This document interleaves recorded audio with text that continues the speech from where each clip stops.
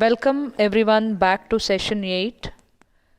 This session will be about blockchain, and we have with us Shri Kishan K. Batra, President and CEO ISM India.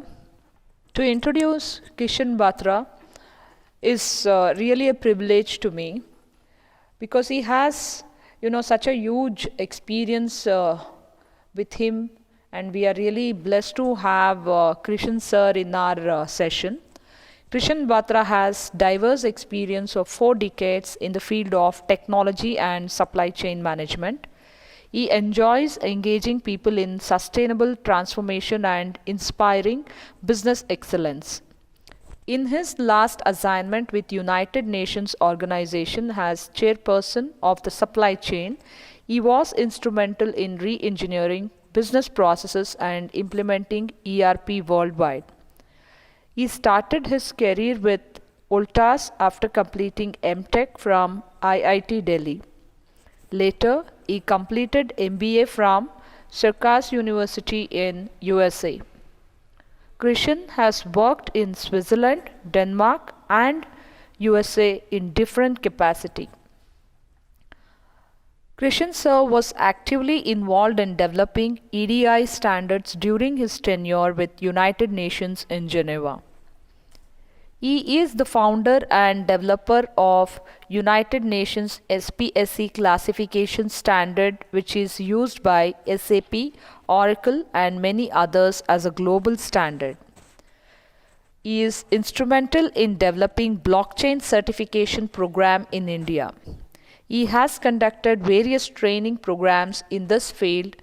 He is advisor of Economic Times on use of new technology to digitize the supply chain. ISM India is an affiliate of ISM USA, which is the largest and oldest organization in the world with its presence in 70 countries. ISM India is an associate partner of Economic Times on supply chain issues and knowledge partner of many organizations. With this introduction note, we welcome Krishan K. Batra sir, President and CEO of ISM India, to the session. Over to you, sir. And one system recognizing me whether through my fingerprints or through my eye impression, then I should be able to vote for it. So these are the concepts which came up around. But later on, I know the blockchain did not move much except few activities like land records around. So we did some projects on land records around. So when I came back to India, it was going slowly, but now I can see in the last 3 to 4 years, it has picked up the big momentum.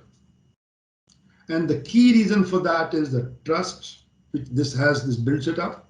And I'll explain later on how the trust comes in. It improves the transparencies and also gives a security part also. It's secure, nobody can hack it. You and me have presently using a lot of systems around whatever, like for banking, all information is centralized. Social media, everything is centralized. Whether it's a Facebook, whether it's a Twitter, everything is centralized. And that centralized information, it can be misused also without your consent, and it can be hacked also. So those are the concerns which this one addresses around. So if I talk of COVID-19, I think we have felt a strong need that there has to be digitalization. And that is, I think, this is how we overcome the COVID-19, I would say. Now, accelerated part, the whole digitization, if I talk around, in the last few years, we've been talking around. It's been going slow. Many companies had a chance to work with them. They were saying, okay, we want to get into digital world, but fine, but it costs for money, it costs for this, and people were not sure if I put money into digitalization, will I get my return on investment or not? So, but after digital COVID-19, I think most of the people have made up their mind that we have to accelerate the digital transformation. We have to speed up the adoption of Industry 4.0. We've been talking of Industry 4.0 from the last 4 to 5 years, but not much progress around. But now with this COVID-19, the whole process has got accelerated. And this is how I feel the blockchain has a big role to play in this. Well, friend, what I plan to cover, the key takeaway from this session is, first thing is the perspective of digital directions. We are talking about digital direction. What changes are? Aligning to the technology management. We have a wide range of technologies available around. So if we are really getting into the digital, are we having the right foundations or not? I'll walk into the technology management part. Then we'll talk about what is blockchain technology. Why should I use it? How does it work? And what are the applications which has been effectively used around? Now, what do you see in the years to come? But keep in mind, any new technology has its own challenges also. Anything which has a challenge also has opportunities around. So this is where we will try to touch on what are the challenges around and how are they being addressed today. I will take a few applications, particularly from the supply chain side, because supply chain, this is a wonderful application I can talk around. So I'll take up that part. So I'll try to cover my session in 60 minutes, 70 minutes, and then I'd like to keep rest 15, 20 minutes for Q&A. This is how I plan to do it. Well, with this, friend, again, I want to thank you all, and specifically ABPS and AICTE for giving me this opportunity. Let me start my presentations on this. So the key takeaway I've already explained on this. Let's get down to the perspective of digital direction. One key lesson from COVID-19. We want resilience. In the good old days, when I came from the college, if I go 3 decades back around, everybody was talking about, in the US, I was just in time, just in time. We wanted to be lean system. This is how the Japanese gave us the production model around, specifically the Toyota one. Now we have learned in COVID-19, we've become leaner and we have followed the just in time. That alone is not good enough. It's good to be lean. Don't misunderstand me. It's good to be lean, but GIT, can it be responsive in specifically like the situation we had in COVID-19? So now the focus is coming on resilience. So many companies are going through, yesterday we had a workshop with another company around, they are doing the stress test also. Are we resilient enough? What changes we need to bring around? Another thing which is coming around is agility part. Can I respond? If requests come from a customer and they want a delivery in 1 week, am I able to deliver? If I can't deliver, I lose my customer. So this is where the focus is coming on agility. The third part, which also is coming up, because we are all becoming environmental conscious, and particularly during COVID-19, at least in the north part of India, we enjoyed the, I would say, lesser pollution, but sustainability is becoming important. Sustainability from the environment angle, sustainability from the safety angle, from the right use of right resources around. So the 3 factors have become big issues around. Now, if we talk of supply chain calls, when we talk about digital supply chain, everybody wants ecosystem to be used around. In the past, those who are from the supply chain background, we used to have a linear path. An acquisition will come, it'll go to the next file, it'll go to the next table, it'll go to the next table. So end to end, there's a big gap. There are some supply chain where around 70 to 80 players are involved. Somebody is mining it, somebody is converting into the product around, somebody is passing on to someone. The chain is longer. It is not buying from one supplier. Supplier is buying from another supplier. So there's a tier 1 supplier, tier 2 supplier, tier 3 supplier. I remember a project when we were doing in the headquarters, we were doing one project for Iraq, putting down 3,000 kilometers of cable. Now the cable was coming from Turkey, and Turkey was telling me all the time this, and they were buying, the copper was coming from some X place in Zimbabwe. Now, there was a strike there, but the company is saying, oh, you will get it. But I know if we go to the next lane of the chain, we find it's a longer chain around. So now we want ecosystem to be connected, to have full visibility, full transparency. It is not that I have placed an order to X company. Then I also want to see X is buying from where and the Y is buying from where. So the whole ecosystem, if I want to connect, then I really need a transparent network. It's not a per se chain, is becoming a network. So if I know, still we use the word supply chain. But if we really get into the blockchain philosophy, I will call it a supply network. That means all are connected, all the players are connected. Everybody has the latest information. It's not that I go from one information to another information, and by the time it reaches the 40 and player, information has been twisted around. So we want digital information around. And the same is true for digital 4 eras. Now, all of us talks about Industry 4.0 eras. If Industry 4 means we're talking of digital eras around. But the worry which is coming around with everybody is if we are getting too digital, then information could be hacked. We all know very well. There are good hackers, smart hackers around. The more we digital, and digital particularly when it is centralized. If it is centralized informations, it can be done. That means now the focus is going from centralized to decentralized. One good social media company, the Twitter, is working on it. They are moving from centralized information to decentralized information. So in a decentralized information, everybody has the same information. So nobody can twist, nobody can play around with it. In a centralized, I can change the data around. So that's the bottom line in this. Now, if we talk of technologies which have the potential to drive the most impact on business in the short term, obviously cloud has done. So when we talk of technologies, we were talking of clouds, IoT. Now I think everybody's talking of clouds. If I go 10 years back, it was new. I could see the posters in the airport. They want to go into technology. IBM was there, others were there around. Now there are many players who have come up into the clouds around. IoT, initially I also thought, what is Internet of Things going to do around? I connect my goods are coming, let's say my medical supplies are coming from X place. Now medical supplies are supposed to come at a particular temperature and particular humidity also.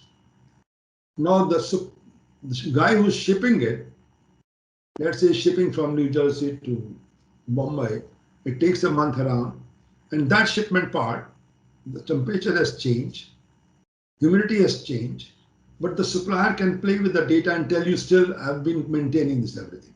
But once I use IoT, all the information is going through that to the clouds. And if it is using a blockchain technology, then nobody can change the data around.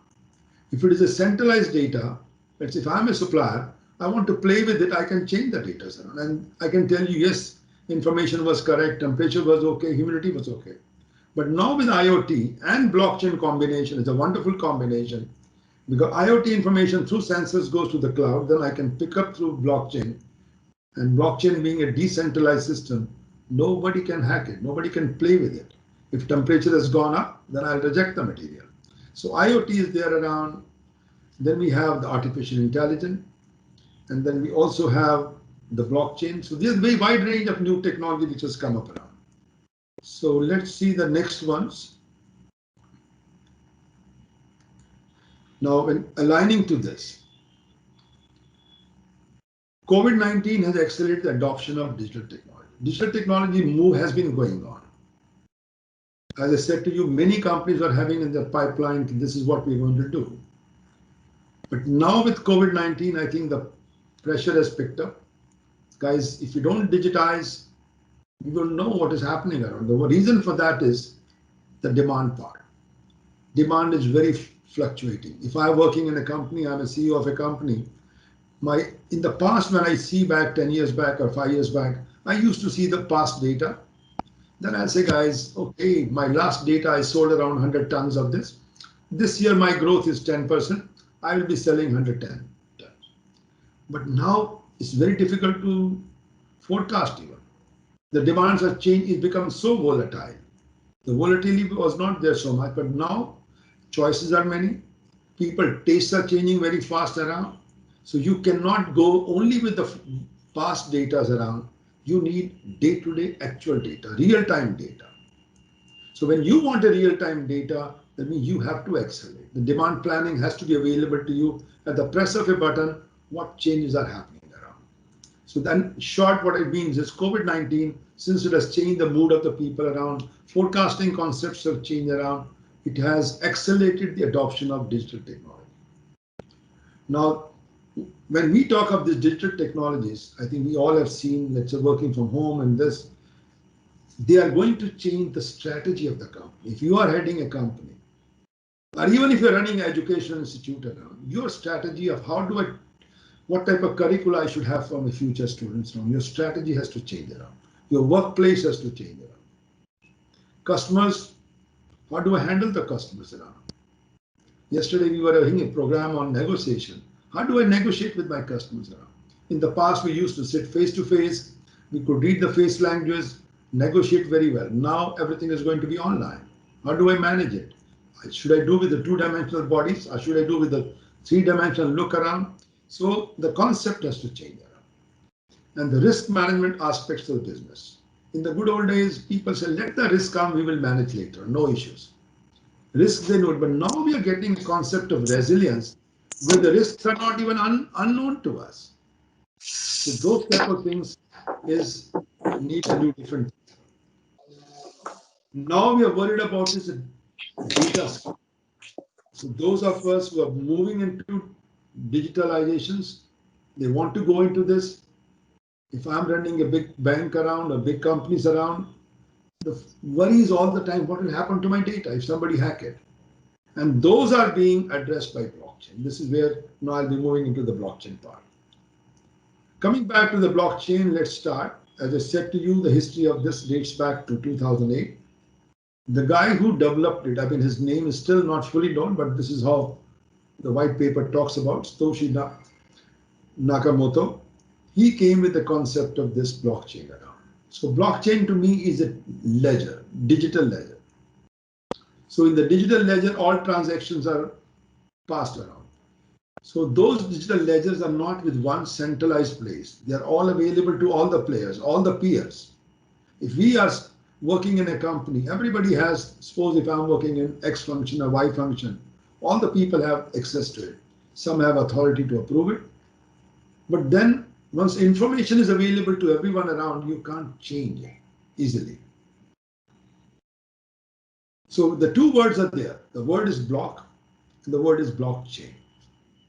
If you see in the very beginning when it came in 2008, 9, 10 even, block was a separate, chain was separate. But now it has been clubbed together called blockchain as a one word. So when we talk a block, it's nothing but in literal sense, it's a database records. It has basically all the transactions around, it has name, address, contact information, your picture, whatever information you talk around is there. It could be marketing information, it could be HR data around. In a college also, you could have all the data of your students around, who passed when and where. Nobody can come with a fake certificate around.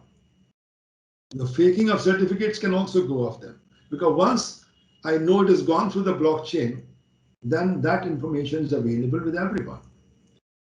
Now the blocks are there. Let's say I'm doing around placing an order. Somebody makes an acquisition. Somebody approves it. Then I get the offers around from the supplier. I select the supplier. All are transactions. Now those transactions are going into a block. And block has a size limit around maybe 2 megabytes or something. Now when there's a size limit of each block, then once one block is done, then I get another block. And each block has to be validated. And once it is validated, the other block can get connected to it. So this is how the chain gets formed. So this is the way the word comes up. There's a word block. Block is nothing but, you can say, is a block of transactions. There's the size of the block around. And there are multiple blocks related to one project. If I'm doing 20 projects around for one project, I've got one blockchain around, all are connected together. For another projects, I have a different blockchain because I want to put them separately around. So each one is there around. Now this is where, in simple word, is a digital record of transaction. The name comes from its structure, in which the individual records called blocks are linked together to form a chain. If you have to call, I could call also, one is the word decentralized, one is distributed.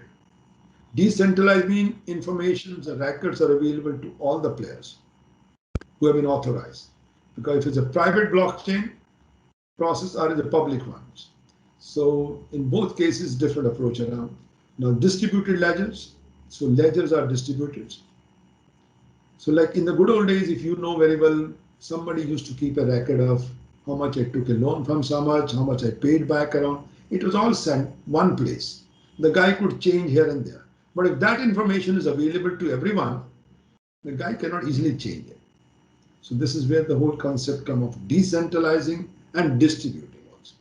And so these two things brings around provenance, the truth of the digital asset. When I say digital asset, mean it could be all your transactions, all those assets which could be also like information technologies, anything around digital assets. Now you can find what is the truth of it around. The data is immutable, unable to change. So I cannot change it. It would have been a centralized, let's say Facebook. Facebook has got all the data around. You guys, millions of people in India are putting up the information there. Somebody can pull the data from there, use it for different applications, for marketing purpose.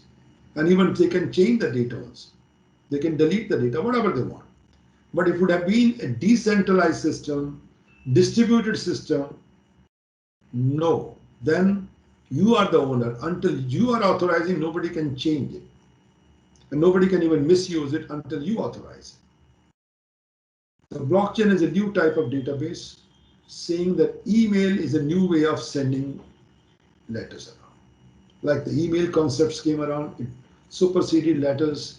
With the email quick ones we could send around. Same way I could say the blockchain is a new type of database, because blocks are covering transaction. And those transactions, if we have 20 players in the whole chain, then each one has a blockchain information. Ledger is there with everybody around. Some way you could mimic it. Is like a wedding ceremony. In the good old days when people used to have ceremony in the villages, even small towns around, everybody knows and everybody could vouch, yes, marriage happened around. But now if you're not in that one around, you're done a centralized system, their information could be played around, that could be hacked around. So this is where it comes the concept of digital ledger. So people who are the players in the chain around, everybody is part of it and they are all agreeing for it. So again, I think I can skip this part. Let me see blockchain. It has been the blockchain will do for transaction what the internet did for informations. Yeah, this also I think I touched already explained. So there are two words which I can talk the 5 attributes of the blockchain. Why blockchain is so good. One is it's distributed. Everybody has the information and sustainable. The next part which comes up is secure. Nobody can hack it. It's private and undeliverable. One cannot make any changes around. And this is all happening because of the cryptography, which I'll try to explain around what type of cryptography they have, which makes it secure, makes it very private, and makes it very indelible around. The third is a transparent and auditable. Since it's information available to anybody around, even the audit people, if I'm talking of a supply chain activity, procurement activities, or even election activities around, somebody can audit even, because the information is, every information is available with auditors also. They can easily audit around. It is a consensus based. So those players who are there, if I'm talking of public type system, I'm talking of the private systems around. In the private systems, only those, let's say if I'm working in a Tata company, and those people who are part of the chain, I allow them, guys, you all will have access to it. But then who has the authority to validate it? Already it is defined by the, who are the people who can define, validate part around. The next is orchestrated and flexible. So this is the beauty of it. I can orchestrate it. It is flexible. Let's say I'm making a contract. In a contract, what do? We write, guys, okay, if you deliver this, or if you do this service, I'll pay you this. Now, all that information, I can codify it. Today, what we do around is line by line, we compare around. Now, that comparison, which we are doing at a human person, system can do it much quicker. Payments could be processed much quicker. Now, this is where if you talk of the digital technology which came up, Industry 1, Industry 2.0, Industry 3.0, and the last is Industry 4.0, which we have been talking since 2015. This is where it is today. And the technology which is coming around for Industry 4.0 is wide range of technologies, advanced robotics, 3D printing, Internet of Things around, artificial intelligence. Although the blockchain was not listed into the 9 technologies of Industry 4.0, but it has picked up in the last 4 or 5 in a big way. Now, evolution of technology, if I say around, it has improved the convenience part, the speed of activities around. The speed in the sense mean if I've got in my ecosystem, I'm having around 100 suppliers. And each one information is available to me at the press of a button. All of them are connected to my blockchain. So any information X and Y does it, I know it on my spot. So that means you are able to make a decision much quicker. And efficiency of transactions around. And it eliminates the distance between a buyer and a seller. So because if I'm dealing with X seller, I know whether the guy has sent the material or not, where it is around, whether every information is available. So whatever the guy is, suppose seller is sending invoice, quality is online available to me. Seller has already posted things around. Or if so, everything is connected together. That's how I could say the distance between the buyer and seller is removed. Now, the time for transaction and settlement, which takes a lot, in today's world, duplication of efforts. Because if I'm creating one invoice, other guy is trying to again make it same information second time, or if I'm making a purchase order, some information I put around, that information is being triplicated at many levels around before the payment is processed. So those we could avoid it. That's why we are looking at. Look at this way, what does it mean decentralized? The traditional system which we have today for all transactions, whether it's a property, whether it's your elections, whether it's for transaction, any transaction, all are centralized. This is the traditional model which we have learned so far. Now we are moving into more of digitization. This is becoming stronger. But if somebody hacks into the centralized system, it loses meaning. Let's say my property is recorded in X place. But if somebody comes and change my name there in the property, for namesake I'm the owner, but in the record it is not shown because somebody has changed it. I can go and fight in the court. It will take ages, fine. But if I go into the decentralized system, everybody has a copy of the same ledger. You can see in this one, is here the ledger was with only one. You may call it a trustworthy bank or trustworthy government, whatever you call. The information was only with one source. Here the information is with all the players who have been authorized this. So there are, let's say in this one is 4 peers. Everybody has the same information. So in short, the duplications is avoided around. This is again coming back to same thing, centralized versus decentralized. Centralized means I'm putting as a database, centralized one here. Information is everywhere around. I have got in a decentralized fashion. So in one form, it becomes a data bank also. This is another one when we talk of blockchains, centralized, distributed also.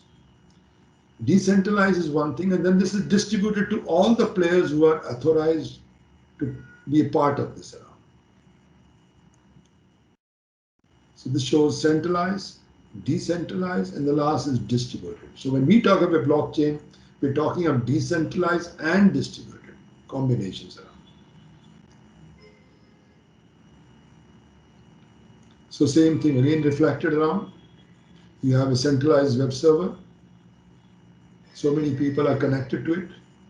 All the ecosystem, if I talk around, nobody talks each other, but here everybody is connected. So each one has, depending on the role given to them, has X or Y information. Some have got more information, some have got less information, but informations have been replicated everywhere.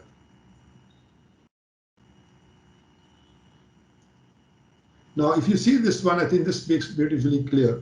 Without blockchain, if you've got suppose 6 players involved around, now each one is trying to pass on the transaction data to X and Y.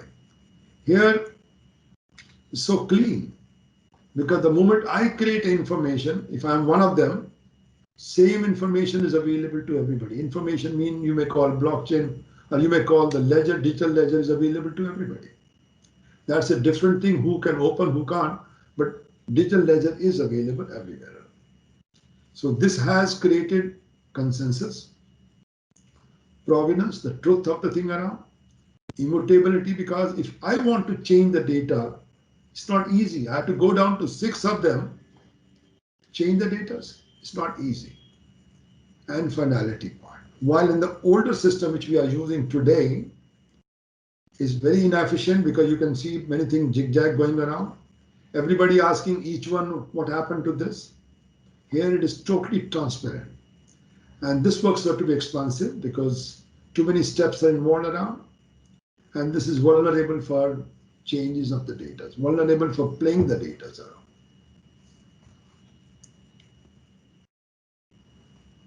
So ordinary transactions are complex. Keep in mind, I mean, this one is a very simple one I've shown you of the supply chain. The supply chain which we talk around, if I'm buying X item or Y item, it comes from 40 countries around, let's say, and I'm buying 200 parts around to make a mobile phone. The number of players which are involved in the chain are more than hundreds. And to provide same information to all 100 of them with my today's system, it needs a lot of steps around. A lot of steps means a lot of money involved around, a lot of cost involved around, a lot of resources involved around, a lot of inefficiencies around. But in the case of blockchain, if I've got having 200 suppliers spread over 40 countries around, all are connected, everybody gets the same copy of the information. So the truth is there. So this is how the blockchain has reduced that complexity. The one you saw, the previous one, and this one now, you can see same information available to all.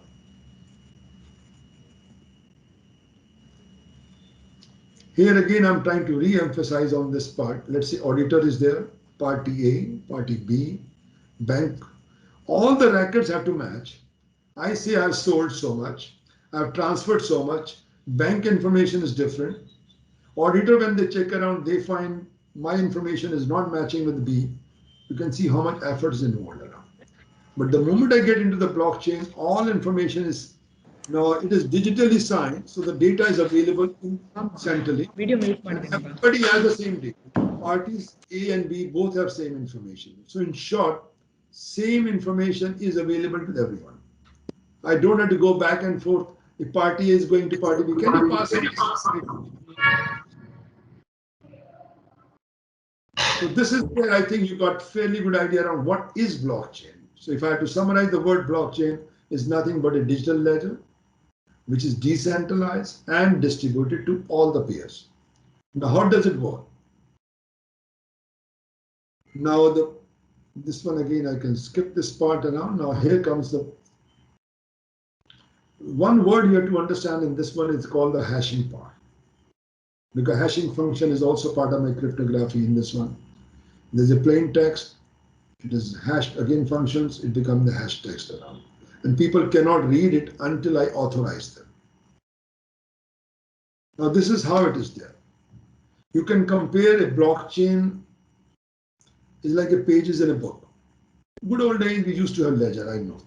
So each page is like a block. So if I put transactions of X person on one page, Y another one, if I connect all of them together, so it becomes the blockchain. Or if I'm doing one project activities around one page, I'm doing related to a capex item, other one I'm doing with operation item, third one I'm doing with another supplier, but all relate to the same project. Each is a block. And that block I'm connecting with each other.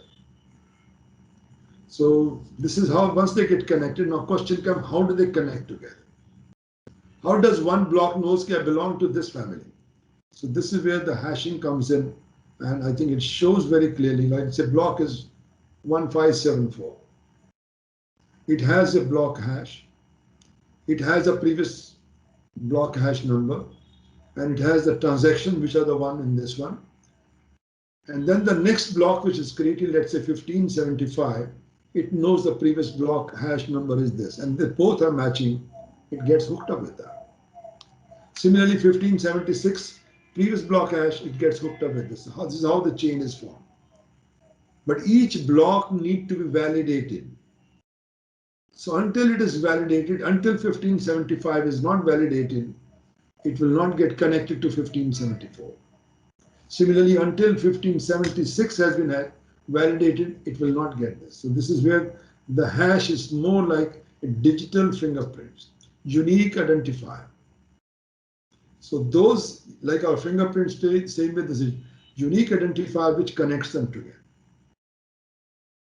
So this is what prevents it actually, recorded transaction being changed around those.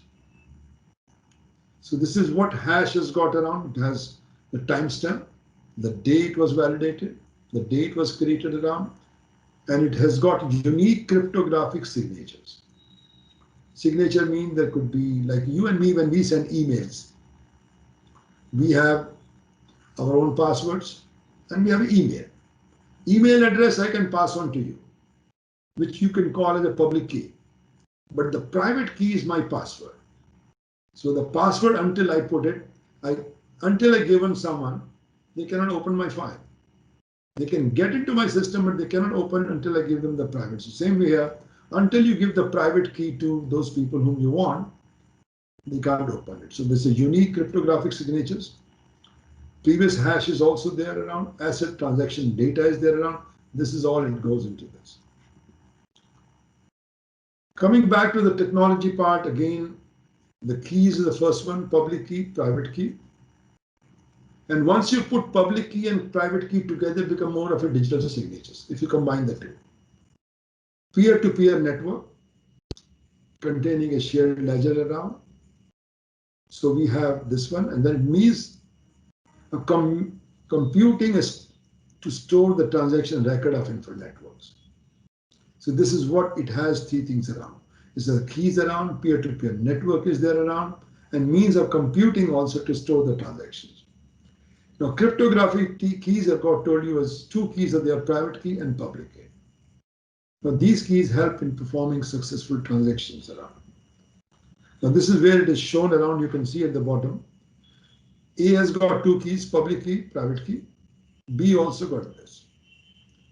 So now this private key is used to generate the signatures around. So when I do the transaction is passed on as a hashed version, what is known as a public key. But there's another key which I use, the private key, then hash conversion, I can read it out. This is what has been shown here. I can show you the next one. Let's say node 1. I'm sending the transactions. It's basically encoded. And then the moment I use the private key, then this gets decoded around. So you need a private key to decode it, and otherwise it goes in encoded form around. So this is again part of the cryptographic arrangement, how a transaction moves from X to Y. Now, the understanding the blockchain, how it works is there. Someone is registering a transaction. Now, transactions could be a health record, transaction could be a voter data, transaction could be procurement data, it could be a supply chain data, it could be financial data, it could be HR data, whatever you call it. So it could be a wide range of applications around. So when I do the very first one, understanding the blockchain part, someone wants to register a transaction. Say, guys, okay, I want to place an order with this supplier. The transaction has been put. Now the block has been created. Now purchase order has been created in the block, but somebody has to approve it, authorize it. So there are people who are, but the information is going to everyone in the chain. Let's say in my department, there are 40 people around, everybody is getting the information, but the one who's authorized, few people, they validate it. The moment it gets validated, the block gets connected with the previous one. So like this, the chain gets built up. Here I was showing as a building, but technically it's more like a chain. And once it is done, and then single picture of the chain is available to us from end to end. That's how I call it. Same thing I can explain in a different way also. Again, the transaction between A and B. A is sending the money to B. Whether A has got money or not, somebody has to validate it. Today what happens, the bank does the same thing. When you transfer the money, the bank checks it, whether you have the sufficient fund to transfer it on. But here I say, I want to transfer the money. Then I got the chain of people around who does the validation part. And after validation, it gets hooked up here. I'm not getting into the cryptocurrency because so far, I think, leaving aside few countries, if it is allowed in some countries, the way I know around, the US also is allowed, Japan also is there, some countries, Singapore and all those things. So there it could go. So India still, it is illegal to use this cryptography, cryptocurrency. So this is how the transaction goes on. But if money transaction you're not doing, you can do other transactions around after acquisitions, approvals, records, health records around. You can also do it for storage part also. So all information I could do it in. Now same transaction when I'm trying to show you more like a brickwork, So basically one block, on top of it another block, on top of it another block. If I want to change the top block, I have to change the previous one also. So this is where I'm saying around it becomes really impossible to make or hack the data around, because the blocks are put on top of it. If I want to change the block 1575, but before that is 74, 73, I have to change them also. So it's like putting a brick work around.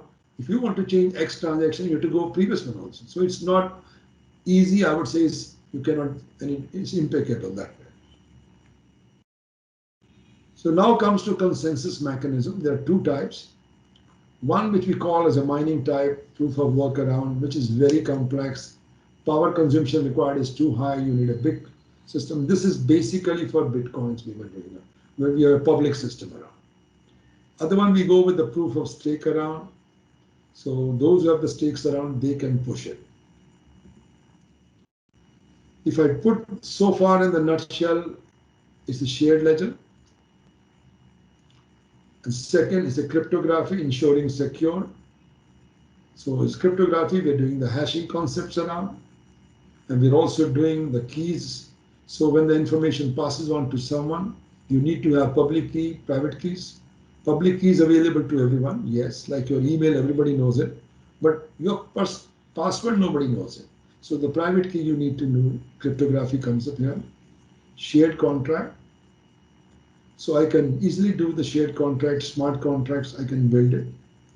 Consensus mechanism. So these are the key pillars of creating the trust and creating the transparencies and making it very secure around. So if we look at this way, the benefits we get around is obviously the reliability of the data. Transparency is there around, immutability is there around, nobody can easily copy around. Then whole is basically trustless exchange. The system is trustless, but the way it works around is very trustworthy. Empowered users. So people who are empowered, they are the one who can validate around. Process integrity is around, and the last is high data quality. So since nobody is playing with the data around, nobody is changing the data around, it's the quality of the data is much better. Why do we need it? That's where I want to know a little bit focus on this. Since you have heard already about the benefits of blockchain, I think that itself says that we need a secure system. We need a transparent system. So those are the key parameters which are making the push of blockchain in this one. It can.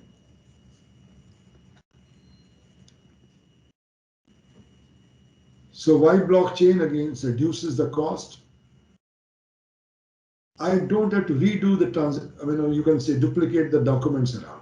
Documents are available with everyone. So in process, I can cut my processing time. So reduce the cost around. It's a trusted transaction. No third-party involvement around. Unalterable copies only.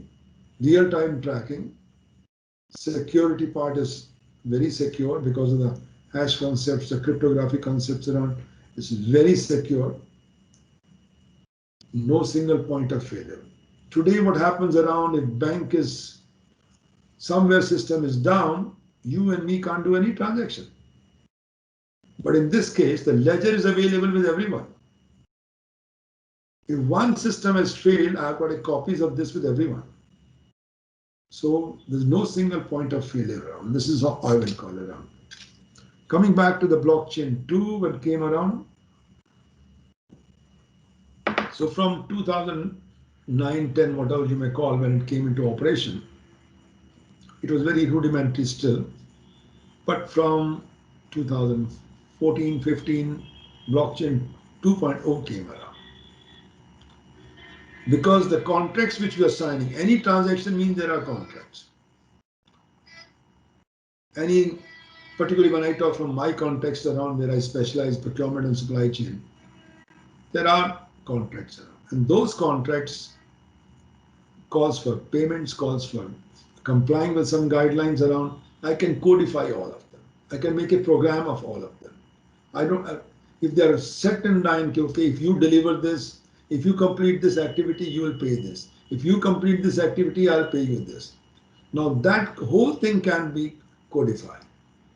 And the computer system can check whether this activity has been completed as defined. If it has been done, it can process the payment also. Now let's look at this, what exactly when it came the blockchain 2.0, which we could call specifically because of the contracting concept, smart contracts contract. You have a pre-programmed contract. So pre-programmed contract is there around, and then the contract calls for chain of events. Today chain of event is somebody has to certify, somebody has to see the purchase order, somebody has to see whether the invoice is matching or not. After they are all matching together, then only then account has to verify it, and then the payment happens. While in this case, if I'm the one who have made a request around, I've already received the goods.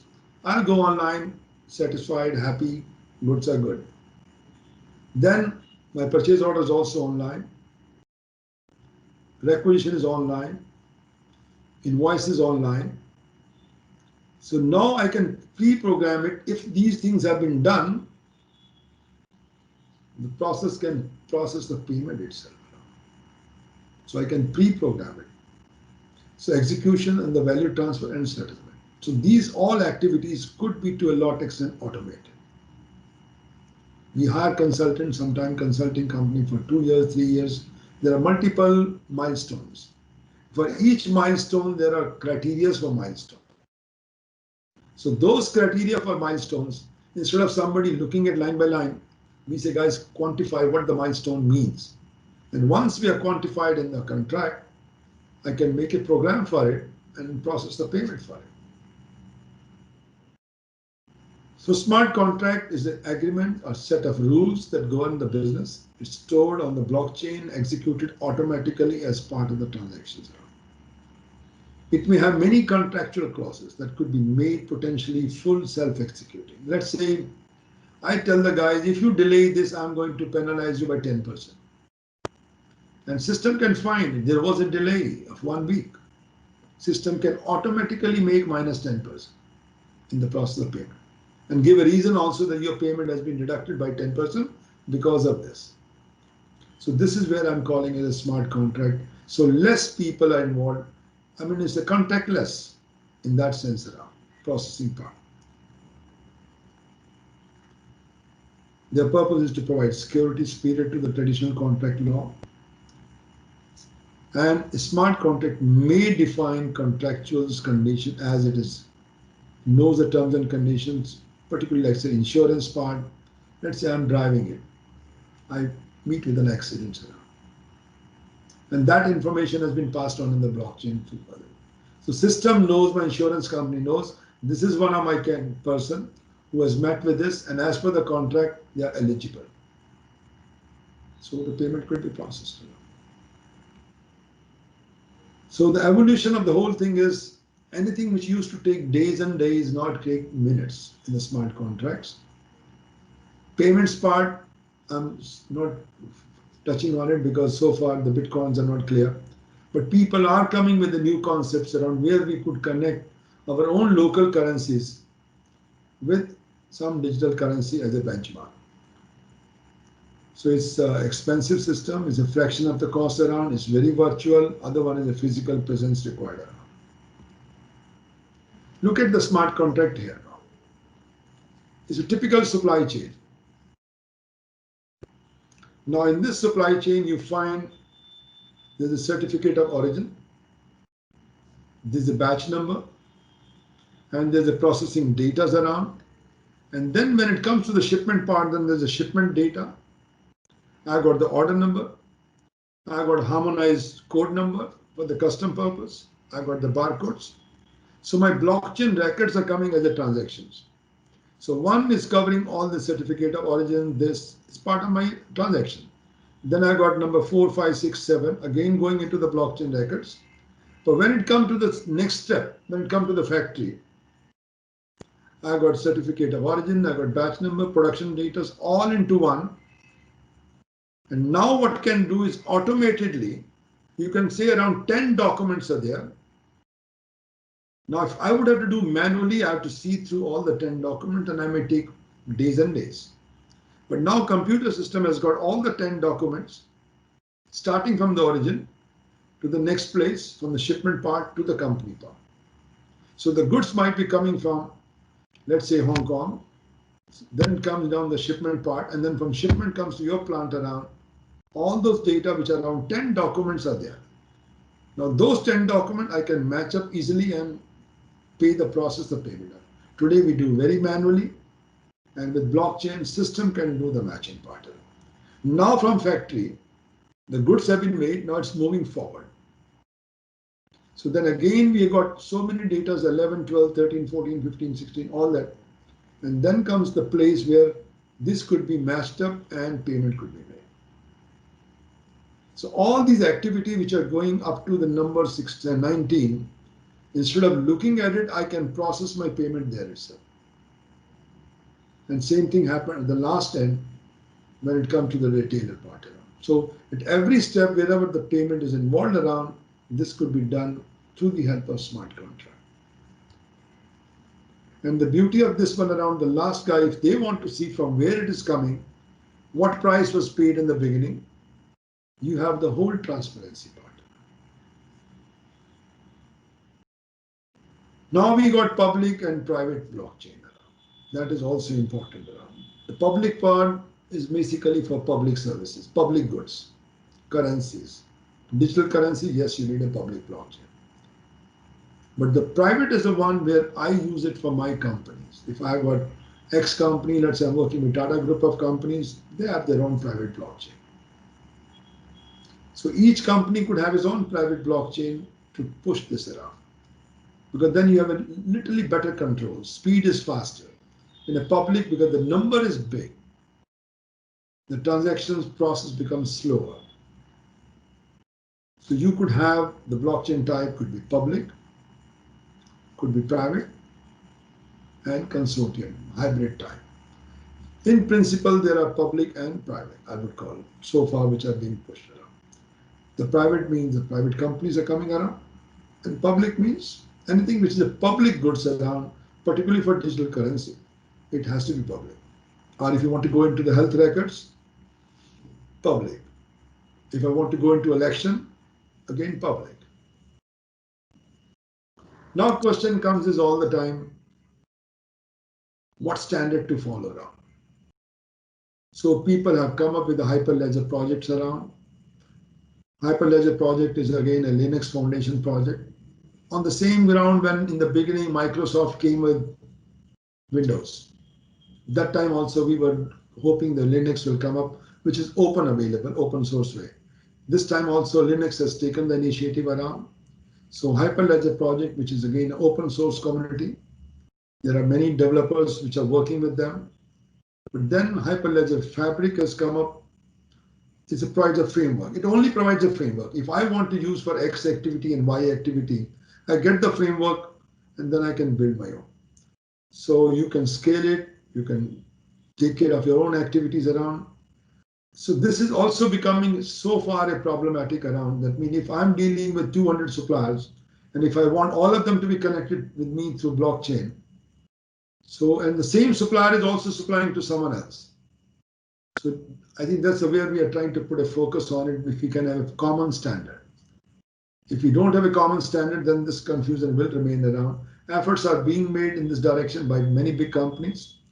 I think the group of companies like IBM's, Oracle's, many people are there in this part who are trying to work on it. So applications of wide range. Now the pain points which are there around the blockchain covers those ones. The traceability. That means with the help of IoT, I can trace it, my goods around. I can see it where they are, what temperature, what humidity, and where. Compliance part, I can take care of it. Flexibility, I can change in smart contract, stakeholder management. This is the one which I thought of showing you, particularly for agriculture items, for food items, for pharma items, where temperature and humidity plays a key role. And this data which is going today is all centralized, and anybody can play with it. So if you want that data, that as a, whether the medicine or whichever the ingredient is coming around, let's say today we're talking of this vaccine around. So vaccine also, it has to be at X temperature, X humidities. If that is not maintained, it loses the purpose. Its impact will be less, maybe even harmful sometimes. So this is where we need, through the blockchain, I can easily record around what was maintained through the journey of it. So this is where we are in each supply chain when I talk around from supplier to producer, producer to distributor, third-party logistics, retailer, store, customer. This is a very simple supply chain, let me be honest with you. The one we are dealing sometimes is very complex. There are hundreds of players in the chain around. So in those information, if you want customer to know who is the key supplier, today what customer knows only up to the store level. But if I get into the blockchain philosophy, customer will also know who was the supplier, what price the guy was paid around. I can see the whole chain of it. And same thing I can do for the, let's say, for the food supplies, let's say milk and this. If I have got a blockchain, some people have already started actually, in India also. That means when you are the user of the milk, you can say from where it's coming, from which cow it is coming, from which, you can see the whole process even. This is another one for the procurement to pay, wide range of activities around, but the blockchain helps us to cut down wide range of activity. It can narrow down the activities and bring more truth in this. Because you will see in this, there are many duplicate activity in our today's process. Even if I digitize through Industry 4.0, there are many activities which are duplicate. But through blockchain, since information is available at any time to everyone, so that could cut down the duplication part. The use cases, I think IoT is one big way. Procurement part certainly important around. This is a good example which I think happened around. Walmart was a leader in this. They did long back. I was in the US and that time we had a problem with spinach around. Some disease happened around and they were not able to know from which spinach it is there because we could not find the history of each spinach around. So later on they came with some areas around, like this one example they show around. If I'm getting my mango juice and if something is wrong, I can easily track and trace which tree it was there, where it was packed around, where the transportation happened, the border crossing, which date it happened, the processing part. I can see the whole track and trace of the item around. So from the farm to your place, the whole chain I can see. So the food item where we are all particular about it, somebody might be calling as an organic food, somebody may be calling this. Can I validate it? Can someone say this is correct? Nowadays we hear a lot about the honey also. So from here I can find the whole story of this around. Is it true? I can find the truth of this. So food items certainly is a big scope around. Then I see the pharma item, again, big scope around. Election also in years to come when the whole country is digitalized fully. We could think of election also by sitting at home. I could do it. I don't have to stand in the queue around. Now the applications, I think I touched on this part. These are my key takeaways around. So the way I look around from this is blockchain is an ongoing revolution. It's a major, major change. And I expect that soon, once we have common standards around, we will be able to really push forward around. Blockchain establishes the trust part. So blockchain is in any domains. Blockchain is threatening any middle actors around. So you don't need, if I know there are three middle people, I know this price was bought, X item was bought, the food item, medical, whatever you talk around from X supplier, from the main manufacturers, and the middleman, there are three or four layers, how much what they are charging and what they paid for it. So you basically threaten the middleman actor what margins they make around.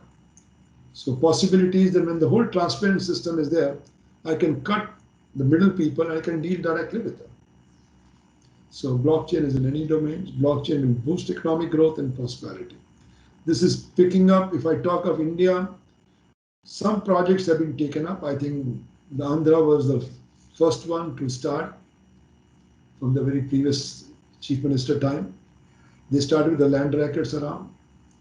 Then we have some other states. Maharashtra has also done few areas around.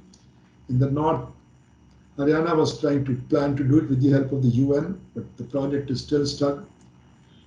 Election, I know still we are very far off. But on the supply chain, I've seen one company who does it for the milk supplies around. So people are getting into this where people feel that what I'm saying, organic food, this thing, I want to see the whole chain around. So that way it is moving up, and we expect this will come up much faster. Well, friend, with this, I want to thank you all for the patient hearing. Thanks again. If any questions, please let me know. So thank you for such a insightful session, and you were briefing us everything like how blockchain technology started, and I was thinking about this cryptocurrency sort of things when the craze was catching up, and sort of crazy ideas we had in our discussion. We'll all become rich if we own cryptocurrencies, because that used to be the high value, and we did not even understand what exactly is that cryptocurrency. And I mean, just trying to release those my tech days and that sort of discussions. But today when we are talking about those things, I think most of the youth are aware.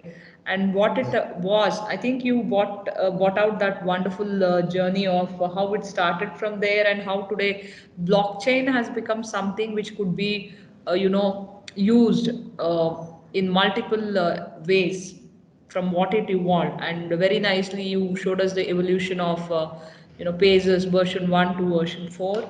And then again, something like hashing is which most of us did not know here how it works. That was really nice for us to understand in a very simple manner, because if I'm talking on the technical side, it is totally different. Me being a technical person, I would look at that in another perspective, but you made it so simple and easy to go. And I think these points whatever you delivered towards end, the multiple benefits and how it is achieved, that was something which most of the participants would remember. And thank you for making this session so simple and beneficial for us.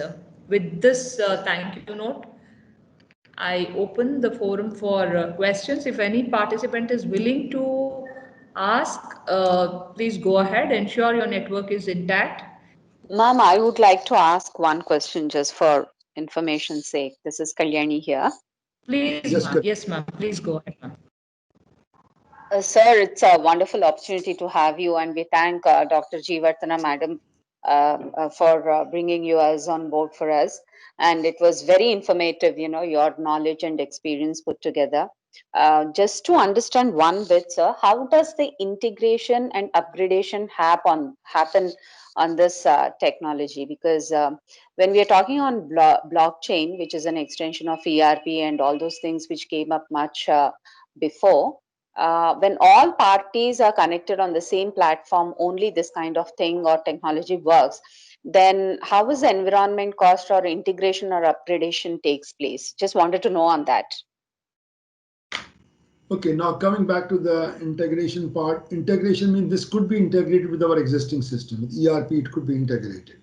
In case you want to store the data around, ERP to me is a very basic foundation. It's an enterprise system. But if you Right, want to come right. specific applications. Now, application could be the blockchain application. I want to connect my IoTs, Internet of Things, through sensors, through my blockchain. The data may go into my ERP data. It's not an issue around. So that integration is possible. So these blockchain versions so far has come up around, if I talk of Hyperledger Fabric, they come to version 3. It is going through many changes so far. It's a learning curve, let me put it this way. So like any other apps around, when our new system comes, new upgradation come, this will be integrated with this. So each organization will have to have its own team to take care of integration for them. Is it high on cost, sir, maintaining that environment? No. So far, no. I've seen a small guy who has used in the milk chain, and he's a small startup actually. He's only having a one person, that's all, who takes care of his blockchain activities. So because I think IBM has done a wonderful job by setting up this Hyperledger Fabric. They're given the tools also how to do it, how to upgrade it. It is simplified to a lot extent. And some people are doing even learning how to use it, how to develop it even. I think that ensures. Yes, ma'am, please go ahead. Bhumi project was recently unveiled in Telangana state. I guess that stands as a good example for this, if I'm not wrong. Please correct me, sir. I think the first project was done in Andhra from the previous CM time, the Chief Minister time. I think that was the most successful example, and they came with even at the university call. I happened to meet the team, the Chief Secretary that time, Economic Time organized the workshop. They have set up a university which does even the blockchain degrees also around. So I think they did a very wonderful thing, I would say 4 years back. They were future thinker, I would say. So okay. to me in India, I look around them as the first one. Yeah, thank you, sir. I think that's really something which most of us did not know. Now, Kalyani ma'am, I think your questions were answered. I still see your hands raised. Yeah, thank you, ma'am. I surely want to, thank one person who was connected, Krishan Batra sir, with us, all of us here today, Dr. Sengatu Wales sir. Sir, I was just looking for your name in the participants and checking like is sir on the session.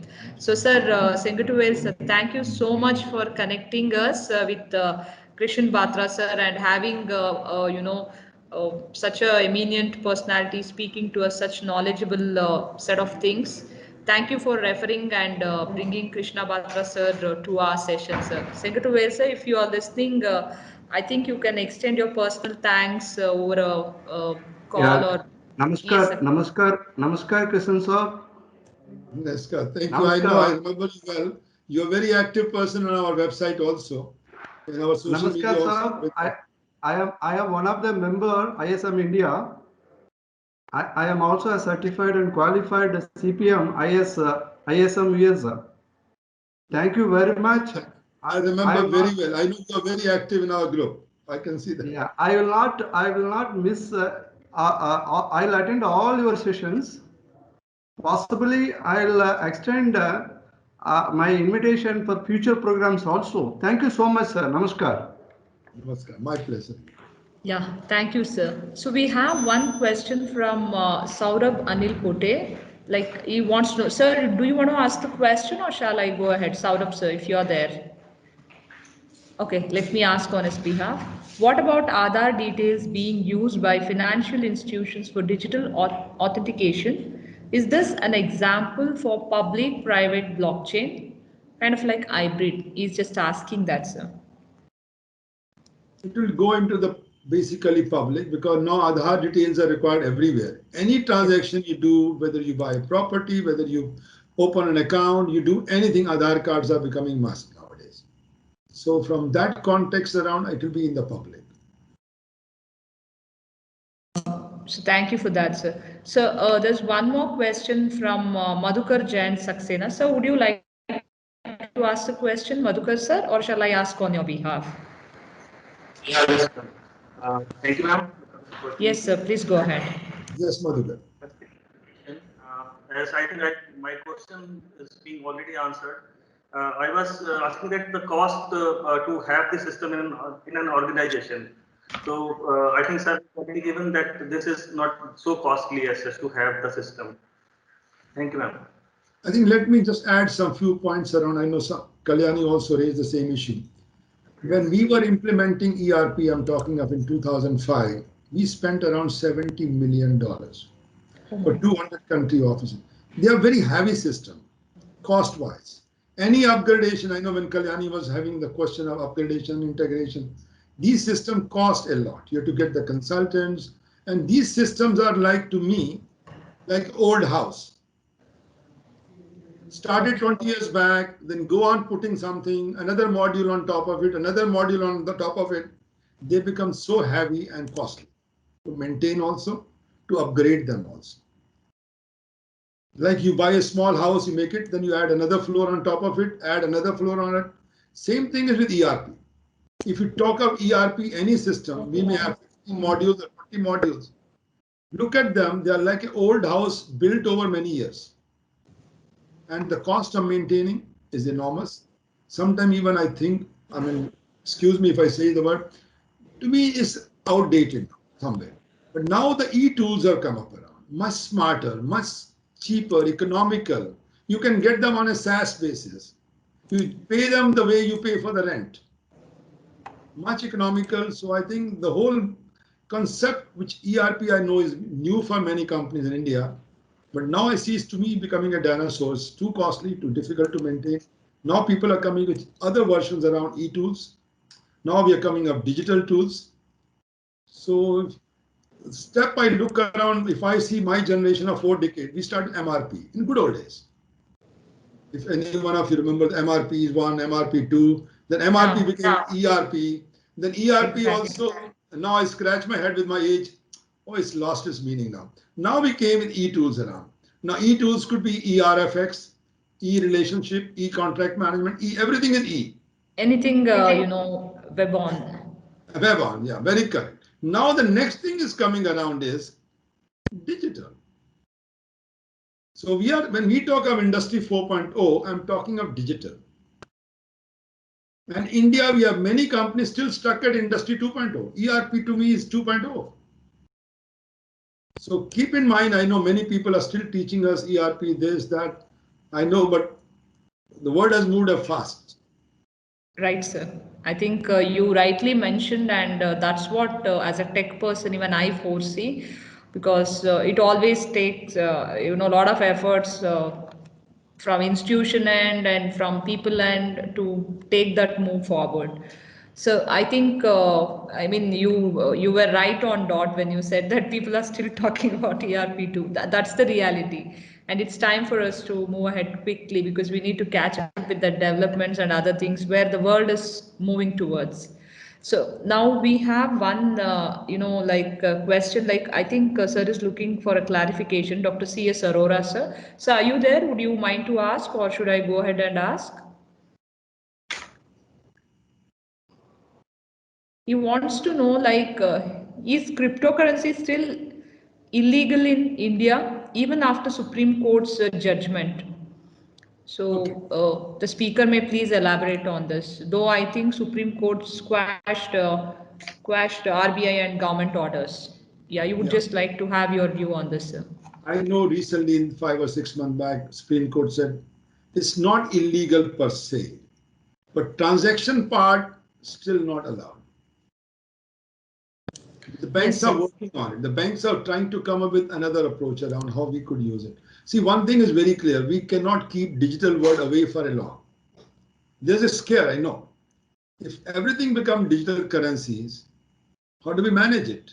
How do we keep record of it? How do we take care of transactions? All money laundering, whatever issues around. Now I think people have to come with another way of it. You can't keep it away for a long. Someday digital currency will come up. The only thing will happen, digital currency are linked with my own currency. So I'm sure they're working it out. But keep in mind, this is bound to happen soon.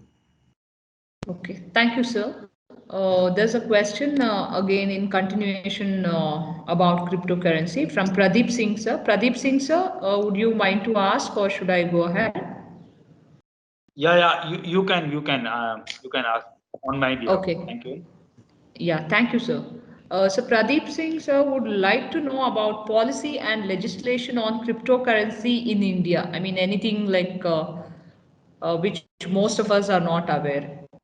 Policy and legislation on cryptocurrency. Now, already the group has been formed around. There's a working group with Niti Yog and other people. There is a group around.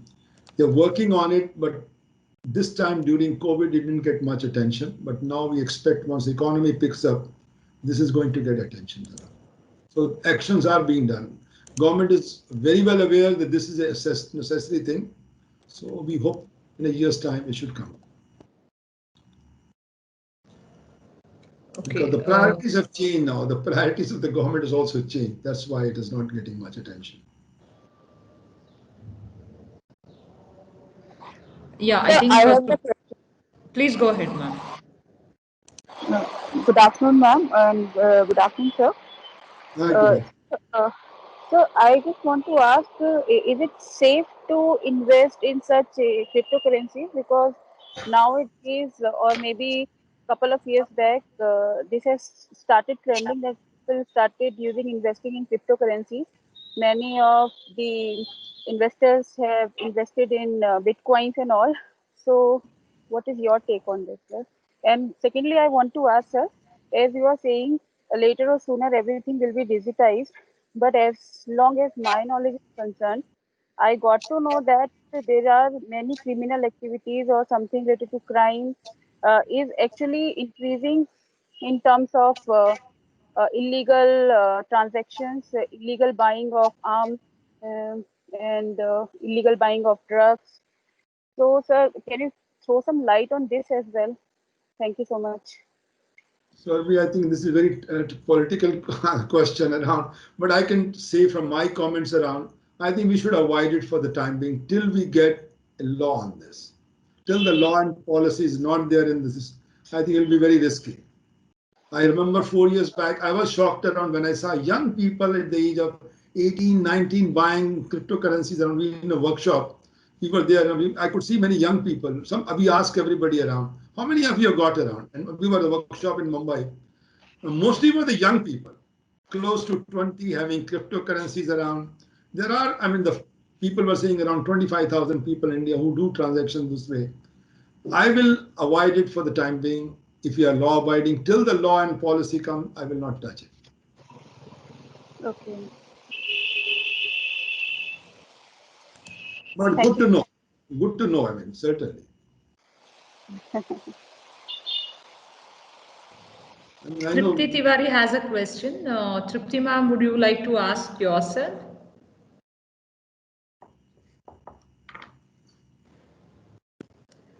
I request participants to type from which place you are. I've just put a message on chat box. So I would just like to brief Krishan sir, like we have participants from different parts of India here.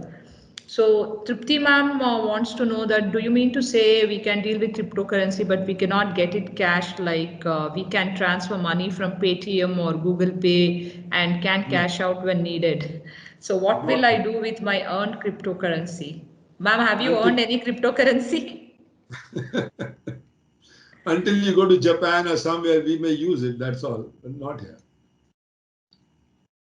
Okay, thank you, sir. Yeah. So I think I've touched all the questions, and I'm just running through the chat box again. If I have missed anything, please remind me on the chat box. Otherwise, I think it is. We are done taking all questions on the session. Yeah, thank you. So we have people who have joined us from Jaipur, Delhi, Anantpur, Kolkata. So we have these participants from different places who are listening to you right now, Pune and Namma Bengaluru, Tamil Nadu. So I can see participants typing that on the comment box, and Rajasthan, Dehradun, Cochin. So this is the profile like Chhattisgarh, Hyderabad, Shivakashi. So we have participants who are sitting in these places, and I think that's what technology can do for all of us. And when you Excellent. were talking about blockchain, this session has connected so many multiple people. Uh, from different parts of India. And we are thankful to AICTE Atal for sponsoring this program where we can bring those benefits to so many participants, sourcing experts like you. And I thank Dr. Sengatuvel sir for referring and recommending your name once again. I thank Acharya Bangalore B School for giving us this opportunity to host this FDP. And I also thank my director and directly and indirectly all of my tech team who are present with us to put these things in place. So it was really a very nice session, and it went on very, plain, taking step by step. So thank you so much for your time. And with this, if you permit, we can close the session, sir. Thank you, Dr. Jeevaratna, and thanks to all the participants and ABBS for giving me the opportunity to express my views around.